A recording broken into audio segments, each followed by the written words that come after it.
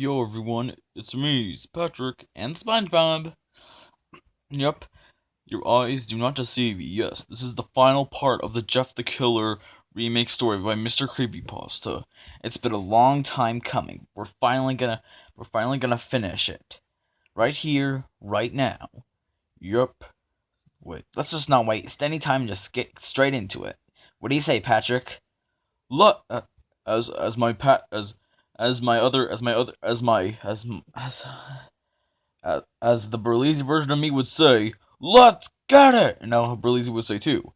Alright then, Patrick, let's do this. He continued to swim in that black ichor of hatred and rage. The morphine drip added a nice touch of euphoria. Jeff could almost see himself plunging into the syrup waters of hatred and emerging changed. Each dip brought him so much twisted pleasure, and that was when he finally understood.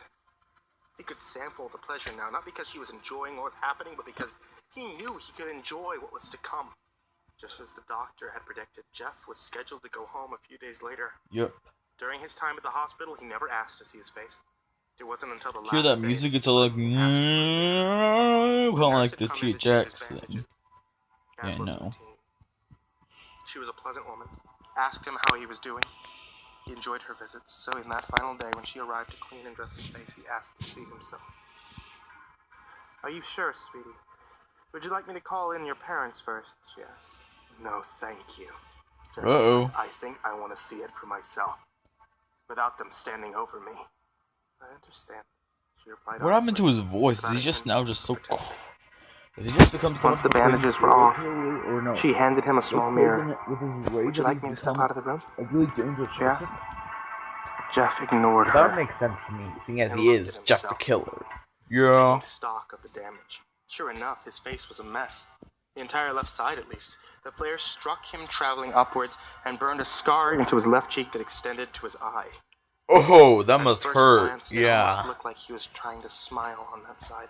The scar was bright red, and burn tissue spread out on either side.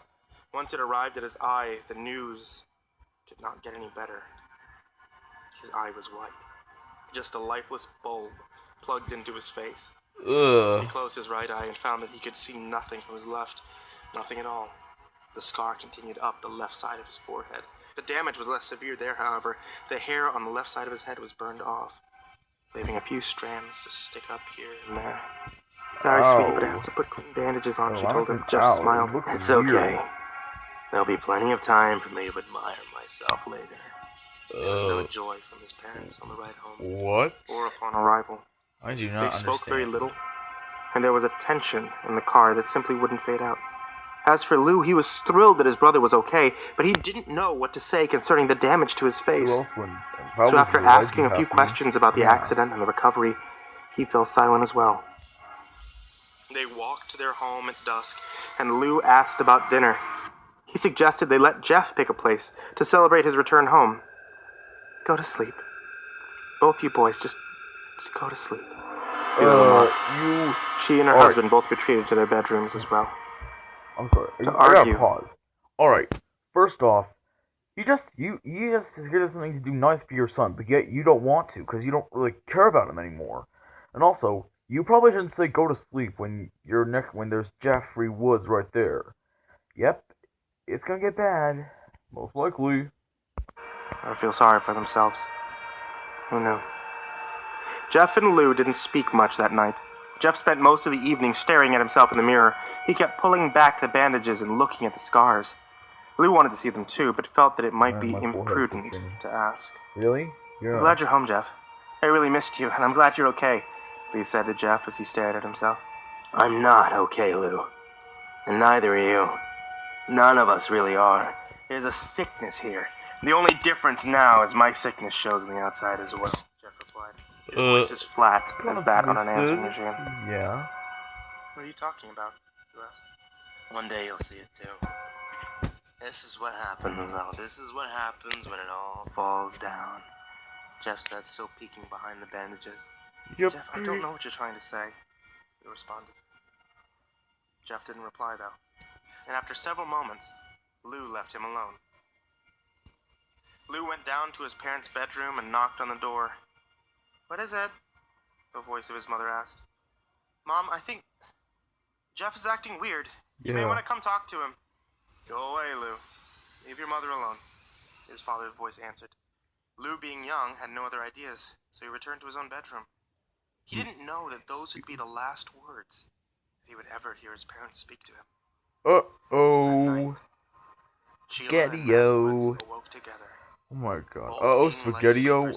You know, it's hard to believe that how old that same is almost it was snatched from the bed. Did the trick just fine. That is almost as old as disco, and yet people are still saying it. The door was What is it with that? I don't have a clue. They could make out a human shape. Wait. Standing over their bed. No, never What's mind. going on? Sheila grumbled. What's going on is you're gonna get what's coming to you. Matt reached over and flipped on the light next to their bed. Jeff was standing there, his bandages off, his disfigured face beaming down on them, with a long kitchen knife clutched to his right hand. What are you doing, son?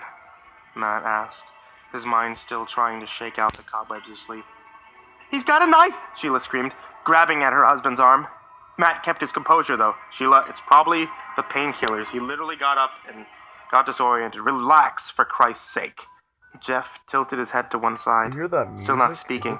He stared hard at his father, slowly bringing the knife up, ensuring that he saw it well. Son, what are you doing? There's the piano playing, so I'm pretty sure it's gonna Jeff get replied, with no emotion in his voice. Matt, do something, Sheila pleaded. Okay, son, I realize you've been through a lot, but you need to go back to bed. I'm gonna call the doctor in the morning. And Jeff moved quickly across to his father's side of the bed, his head moving about, alternating between a normal-looking young man and the deformed ghoul that had been lurking in the shadows. Leaving him alone to deal with a Okay, son, you scared me. Is that what you wanted? I've had enough of adjusting to the middle of the bed to put distance between himself and his son. Good. Now I can start hurting you. Jeff spoke again with no emotion. His father had time to utter a single syllable, most likely to ask another question, to try to reason with his son. Jeff, however, gave him time to do no more than that. He lunged onto the bed, driving the knife into his father's stomach. Matt attempted to fend Jeff off, but the wound to his midsection rendered him into shock. His arms fell to the side. Jeff could hear his mother screaming, but paid no mind. He wanted to finish what his father started. Entire story. Removing the knife, Jeff stabbed down into his stomach maybe that isn't the right lesson, but they need to be taught a lesson. His father gasped and coughed up blood. His body jerked and twitched each time the knife found its mark, and after the third time, Matt Woods lay still. They may not deserve to die, but they do deserve to be taught a lesson. She wanted to climb down, make a run for it, but she'd balled herself up between the headboard and the end table. In her frantic state of terror and confusion, she couldn't figure out how to do something as simple as dismount a bed. Jeff, why are you doing this to us? She asked feebly. Are you serious? Randy started it. You must have known that. But you ignored it. Yes. Lou had a busted lip. You must have seen that, but you ignored it. Yeah. I was shot in the face with a flare gun, but you believe Randy? Why? Yeah. So you could fit in. That's obvious. That's clearly the answer at this point. I know, right? Baby, I believed you. It was just... It's your father's job. We're new here. God, Jeff, please. His mother begged. Tell me about the homeschool, Mom. Tell me about how you don't want to send me out into public because of my face. Tell me how none of the other kids want to be my friend, and how none of your parents will want to be yours. Tell me about that, Mom. Tell me how nice it's going to be. Exactly. You homeschooling me. Yeah. Jeff, please, I was just stressed. I was worried about you, that's all. Please, I love you. Mom, I think you should take your own advice, you know. What you told Lou when we first got home tonight. You wanted to do something nice to welcome me home, and do you remember what you told us to do instead? Jeff asked. Uh-oh. He's gonna say his catchphrase, go to sleep. Yeah, but to be honest, I think he should at this point. Yeah, me too. Whoops. He now crawled over, cornering his mom on the bed. I'm gonna say Did it. I say? He does. She Okay. asked. Question coming out barely a whisper. Go to sleep. Jeff drove the knife into his mother's chest. He stabbed her over and over again, and as he did, he finally found that perfect recipe, that heavenly blend, the rage, hate, and pleasure all mixed into one perfect formula, and for a while, Jeff became lost in it. Jeff opened his brother's bedroom door, not surprised to find his brother asleep. He had dozed off with headphones on, so he slept through all the shouting. I have no idea how, though, It was but fun, he did. Jeff. It was easier that Lou not have heard all of that. Exactly. He would have Jeff probably sat called down him on out his and you brother's would have bed killed and him nudged too. him slightly. And thank It God took a moment, but Lou finally opened his eyes and looked up. Thank God what? I don't Jeff know. removed his earphones for him. You're free now. You're free now, Lou. Yes, you are. He spoke softly. He's free. Jeff, what are you talking about? Lou mumbled, still half asleep. You'll see in the morning. Just wanted you to know I love you. You've been my best friend. Remember that. Okay? Thanks. I love you too. Let me go to sleep, Lou replied, already dozing off. Oh no, no, no, no, no, no, no. Jeff smiled. Please, please don't kill Lou, please. Stood up. As he left the bedroom, he looked back at his sleeping brother one last time before he vanished into the night. Oh, thank God. I know, right? He vanished into the night.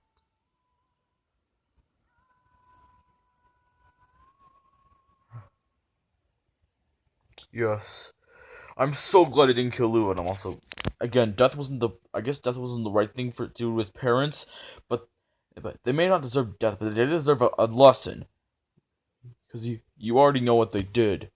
They didn't listen to him, they turned their backs on him, they obviously believed another kid who jumped on them, and while the policemen were right about some facts, they still couldn't understand they still didn't listen to the kids, to their own children.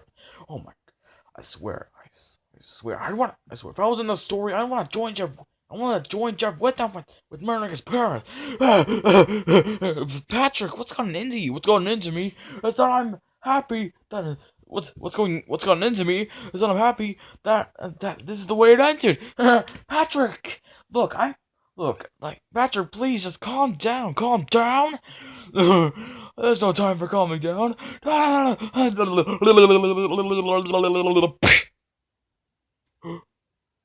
Oh my God, Patrick, I'm so sorry. It's fine, SpongeBob. I kind of lost it, didn't I? Yeah. I hope we'll be able to handle other future creepypastas that we react to, because I'm pretty sure we will in the future. Yeah, I'm sorry. It's cool, dude. Don't worry. Okay. So anyway, I guess tomorrow I guess that tomorrow we'll upload a video like between the timing of the vlog and the Wednesday episode, and just to explain, explain how we feel about the story and how it was, and yeah, I guess that's all we have to say now. And I'm sure you're wondering why we were so quick at the end of the last part. Well, we were trying to be quick because, since our channel wasn't verified then, but now it is. Yup. Anyway, well, thank you for watching, and as always, rate, comment, subscribe. Bye!